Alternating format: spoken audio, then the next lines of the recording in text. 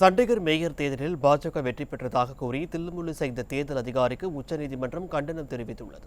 சண்டிகர் மாநகராட்சி மேயர் தேர்தலில் முறைகேடு செய்ததாக ஆம் ஆத்மி தொடர்ந்த வழக்கில் ஆஜரான தேர்தல் அதிகாரி அனில் மாஷி மீது நடவடிக்கை எடுக்க உச்சநீதிமன்றம் உத்தரவிட்டுள்ளது.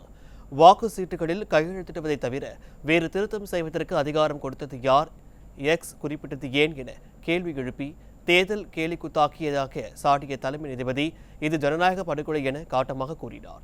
மேலும் அந்த 8 வாக்கு சீட்டுகளையும் உச்சநீதிமன்றத்தில் தாக்கல் செய்ய நீதிபதி உத்தரவிட்டார்.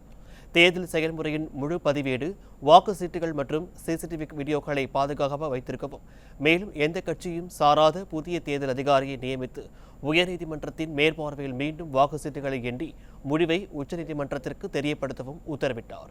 தேர்தல் அதிகாரி ஒருவர் நாட்டின் தலைமை நீதிபதியால் குறுக்கு விசாரணைக்கு உட்படுத்தப்படுவது இதுவே முதல் முறை என்பது குறிப்பிடத்தக்கது.